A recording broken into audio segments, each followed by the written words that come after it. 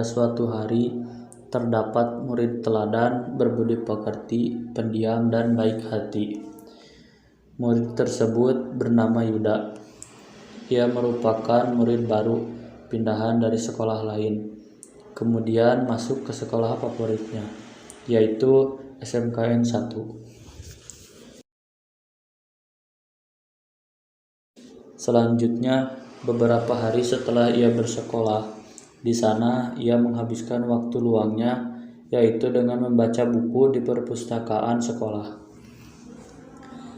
Hari demi hari, tampak biasa saja ia bersekolah di sana. Namun, tak lama setelah itu, terdapat sekelompok remaja yang menghampirinya.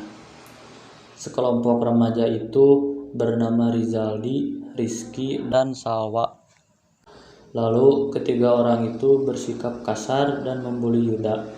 Namun Yuda tetap bersikap sabar dalam menghadapi mereka.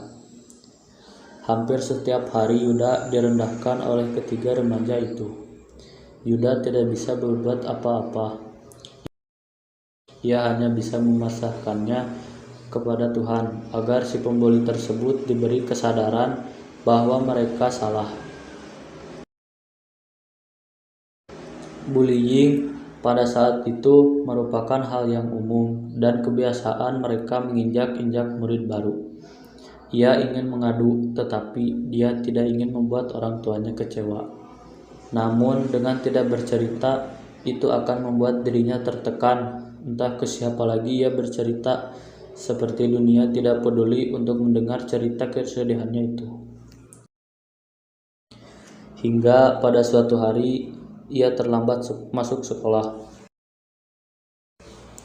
Sebagai hukuman, dia harus mengambil sampah. Jam pun terus berjalan.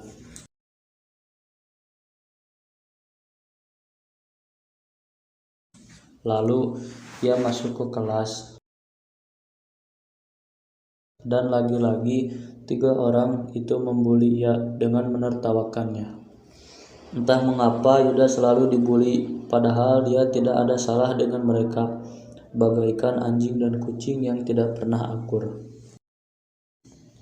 Suatu saat pulang sekolah, Yuda sedang piket kelas, dan rencana 3 orang pembuli itu sudah tahu apa yang mereka lakukan.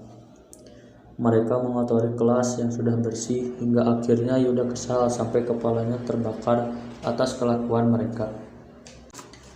Saat ketiga pembuli itu sedang asik mengotori kelas, tiba-tiba ada guru yang masuk kelas.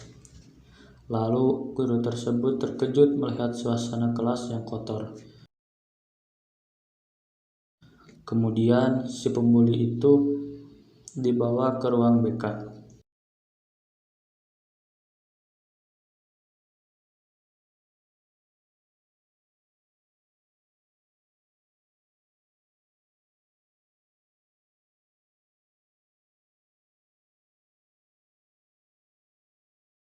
Pada akhirnya, si pembuli meminta maaf kepada Yuda dan ia memaafkan atas semua kesalahan mereka.